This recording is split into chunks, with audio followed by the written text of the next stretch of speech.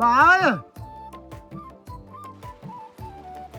අද එන රස්නේ වැඩි නේද අප්පච්චි? ඔව් බා මේ කාර්නේ බත් මුල් දෙකක් කියලායි. රූපනන්ද මගදී හම්බුණානේ. එයා කිව්වා එහෙම කපිල මාමටත් මේ කෑම එක දෙන්නේ කියලා. උඩ හිටියා කුඹුර. ඒයි කපිල මේ උඹේ කෑම ගත්තේ වලා. වරෙන් මේ මොනවද දාන දිවේ? චිකන්ද කොහෙද හැදුවේ? මට පට්ට සුවඳක් නම් ආවා. හැබැයි උයනවා දැක්කේ නැහැ. යමන්කෝ යම මුරියා.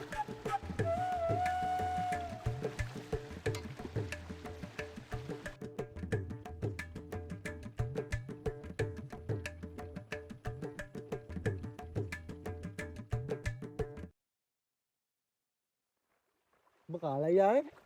කන්න බැරි වුණා අප්පච්චි. ගෙදර ගිහිල්ලාම කනවා. මේ මොනවද බයිලවලු? කුකුල් මසුයි අල තෙල් දාලා සලාදෙකුත් තියෙනවා බා. උඹට දෙන්නද කුකුල් මස් කියලා? අපේ ගෑණි ආයේ කුකුල් මස් එක රහටම උයනවා. ලුණු ඇඹුල් එහෙම ගානට දිනනවා. අපේ අම්මත් එහෙම තමයි. ආය මාර රසට උයන්නේ. ආය නිකමටවත් ලුණු අඩු වැඩියක් නැහැ නේද අප්පච්චි?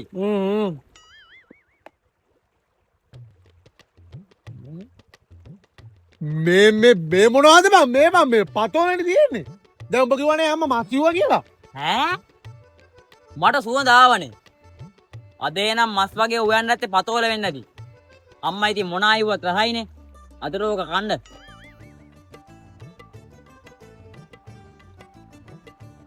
මේ බා මම මේකෙන් එළවලු ටිකක් දෙන්නද? නෑ ඕනේ නෑ. මම මේ කන්නම්.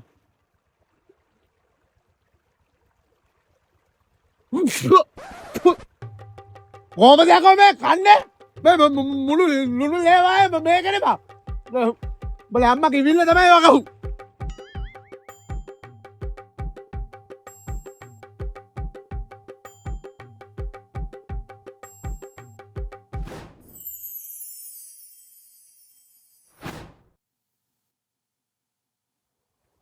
මාමේ මේ කුඹුර මාමගේද? ඔව් කොල්ලෝ. ඇයි? නෑ මරුනේ මාමේ ඉතින්. ඔයාට කියන්න මාමේ පට්ට ලස්සනක් තියෙන්නේ නෑ කුඹුරේ. ඒකට බලන්නකො අර අපේ කුඹුර. ආයේ මෙලෝ රාක් නෑනේ. තැන් වල ගොයන් ඇදලා තියෙන්නේ. ඒවත් හේ ගිහිල්ලානේ තියෙන්නේ. ඒකට බලන්නකො මාමගේ කුඹුර. දුකේව. බලන්නකො තියෙන ලස්සන. මේ පාර මාමගේ කුඹුරේ අස්වැන්න තියෙයි. ආයේ ලොවෙත් නැති වෙන්නේ. හරි කොල්ලෝ හරි. ඒකට ඉතින් අපේ තාත්තලාට කිසි ඕමනාවක් නෑනේ මාමේ. අර කුඹුරු කරනාට කරනවා ඔය කරනවයි. ඒකට බලන්නකො මේකේ තියෙන ලස්සන මාමට කියන්න මේ පැත්තේ තියෙන ලස්සන කුඹුර මාමගේ. යමන් ගෙදර අවසී කරත් එනවා. මේ අයි අපි ගියන්න. හරි මල්ලි. අපි ගිහින් එන්නම් මාමේ. අපි යන්න ඈ.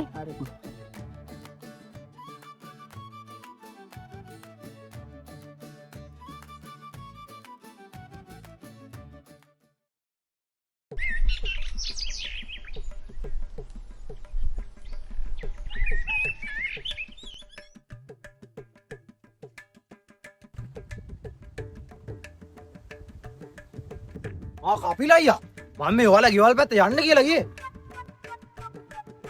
ඒ මොකෝ බා? මොකද කියන්නේ? අර බලන්නකෝ. කපිල අයියාගේ මුළු කුඹුරම අලි කාලා. මොකක්? ඔබ මට විහිළු කරනවද බා? මේ දවස්වල කොයිද අලි? ඒක තමා අයියේ කියන්නේ. ඊ අලි වටක් දාලාලු තිබ්බේ. අනික කාලා තියෙන්නේ මේ කපිල අයියා කුඹුර කෑල්ල විතරනේ. යන්කෝ පෙන්නන්න. යකෝ ඉදපන්කෝ ගිහින් බලන්න.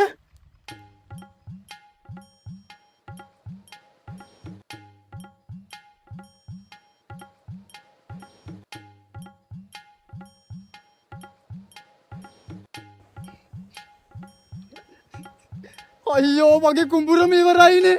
බලපංකෝ දේදිරිසෝ මුළු කුඹුරම වනසලානේ. මේ දෙයියනේ අමාරුවෙන් මේ කුඹුර කරගත්ත උඹ දන්නවනේ දේදිරිස මල්ලේ. ඒක තමයි බං මං කිව්වේ අයියේ. බලපන් මේ ජීවිතේට අලියන කාලයක්ද කියපංකෝ. යකෝ අනික බං මේ උඩ හලි වටක් දාලාලු තිබ්බේ. අනික බං මේ මෙච්චර වටේ මේ මෙච්චර හොඳ කුඹුර තියෙද්දි උඹේ කුඹුරනේ බං මේ අලිය හැත්ත වනසලා තියෙන්නේ.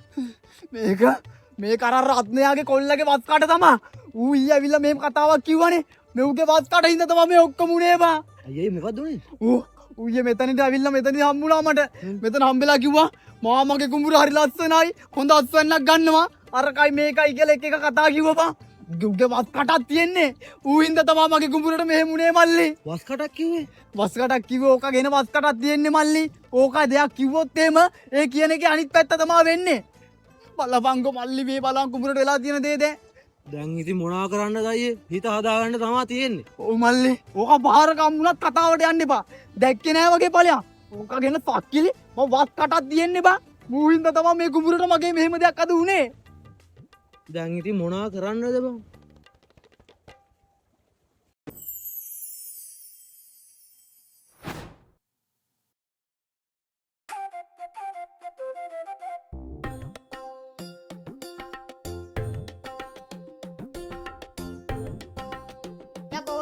මේක මුල්ලින් සොයගත්ද එන්න පරින් පාරෙන් බුලත් තට්ටු දීලා වඳිනවා අයියෝ හරි හරි ඉන්නෝගෙන නා එන්න අනික තමයි කොමල දානත් ඇරි සාමාන්‍ය විදිහටම ඇවිල්ලා බුලත් තට්ටු දීලා වඳිනවා ඔන්නේ නම් මං ආයෙනවා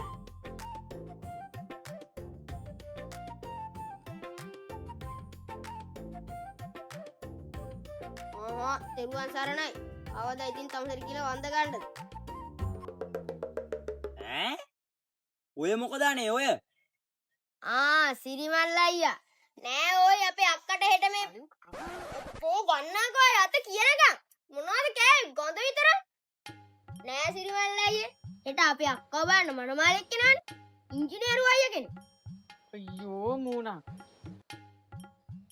එහෙමද මරුණයක් ඉතින් අක්කත් ලස්සන නිසා එහෙම ලොකු මහත්තයෙක් හම්බුන එක හොඳයි අක්කට ඉතින් සුබ මංගලම්ම වෙන්න ඕනේ ඒ අයියව බැඳලා දෙන්නට සතුටින්ම ඉන්න පුළුවන් වෙන්න ඕනේ අපිට වෙඩින්න කියන්නකෝ ඈ ඇයි මං ලස්සන නිසා ලොකු මහත්තයෙක් හම්බෙන්නේ කොහොඳයි කිව්වේ නෑ ඉතින් අක්කගේ ක්‍රීම් වලටයි මේකප් වලටයි බර ගානක් ඉතින් යනවා ඇතිනේ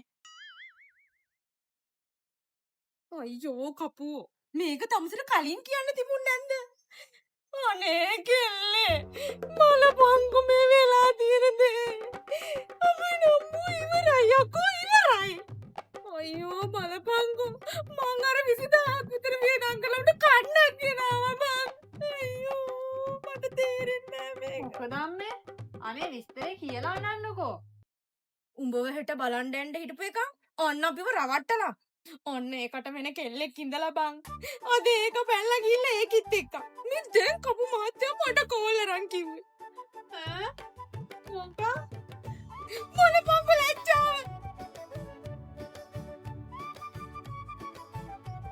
තමුසින්ද තමයි මේ ඔක්කොම උනේ තොපිලාගේ වස් කඩවලින් තමයි මට මේ ඔක්කොම නැති උනේ අයියෝ යන්න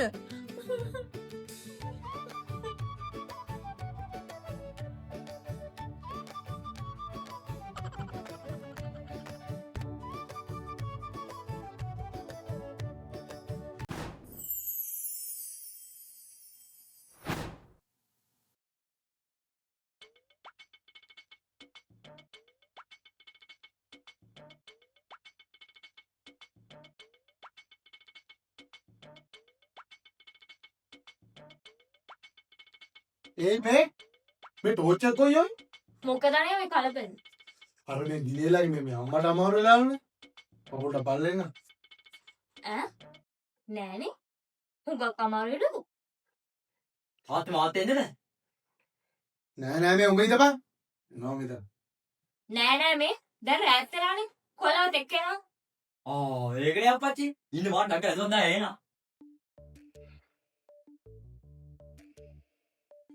මොනවද ඔය තමුසි කරන්නේ මේක වෙන් කරනවා මේක කට හොඳ නැහැ තමුසි දන්නේ ඕක කියලා මොකක් කරේ මේ වාචල කතාවක් කිව්වොත් එහෙම ඔක්කොම ඉවර අනේ මේ තමුසෙත් මේ ගමු කියන දේවල් අහනවනේ අපේ කොල්ලේටදී කටහන් නෑ ඔයි අනේ මේ තමුසි දන්න බම්බුවක් නෑ ඔය මේ කාලේ ජීවිතේ මේ ආයට හරියනවද මේකන් කියලා හීල්ුවා විතරයි අර කපිලා කුඹුරට මාලි කියලා තමුසෙත් මේ ගෙදර කාට වැඩි ගමේ උන් විශ්වාස මේ අනේ මේ ඒ උනාට කමන්නේ මේ ටෝච් එක කොයි තියෙන කියලාකෝ මේ මේක එක්ක යන්න බෑ මම තනියෙන් හරි යන්න ටෝච් එක කොයි තියෙන්නේ ඔන්න පිච්ච කුඩ ඇති අරයන්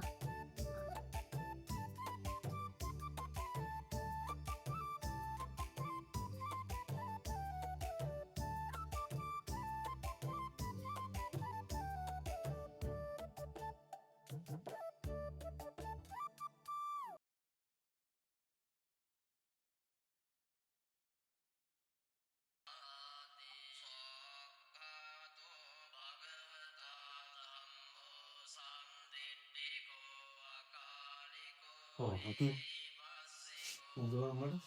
සිය පතන් නෑ බං. සිය පදේ මොහොතේ හරි එතන ඉස්පිරිතාලෙට දෙට්ටම නෑ එක ගන්නෙකුත් නෑ. අනිත් එක මම ડોක්ටර්ට කතා කරලා පොඩ්ඩක් අර දීපු එහෙත් ටික දීලා බලන්න කිව්වා තව ටිකක්.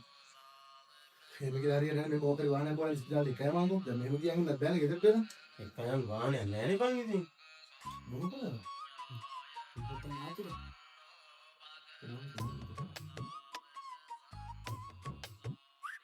නේ අන්දන්න ඩොක්ටර් කෙනෙක් ඉන්නවා වාහනයක් කතා කරන්න එක්කම මෙහෙම ගෙදර තියන් ඉන්නත් බෑනේ බං මොකද කරන්න බෑ ඒ වුණාට තාත්ති මේ ආච්චි නම් මේ කතාවල් බං ඔබ බේ කතාවම ඔබ උත්තර දවසක් ඒ වල කරපු ඇති කතාවම කියන්න දෙන්න අනේ පුතේ මේ දෙයියනේ කටනම් අරින්න කොමයි අම්මා. කියන්න දෙයක් කරා අම්මේ මුගේ කටනම් අරින්න බා.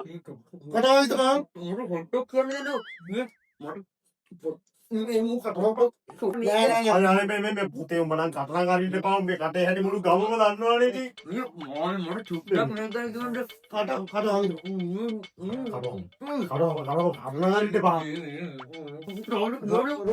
මේ සාත මට කියන්න දෙන්නකො මේ ආතියට මං කියන්න ගියේ මේ ආතියට මේ ඇවිද ගන්නත් බෑ ඈ කන් ඇහෙන්නෙත් නෑ ඇස් පේන්නෙත් නෑ මීට හොඳයි මැල්ලානේ මොනවා මේ තෝගේ පුතා මගේ මම්මට කියනවා. කියන්නේ අයියෝ නවත්තන්නනේ.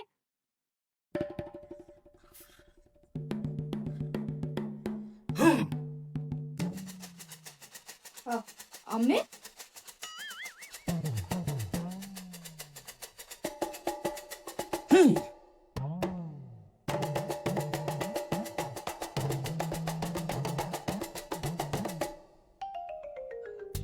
තොපි මාව බෑන්ඩ කන්නේද බලන්න හිටියේ. හයි. පොඩි එකා තව මට කිව්ව නේද ඇවිදින්නත් බෑ කියලා. ඕම් බලාගනින් මං ඇවිදින හැටි.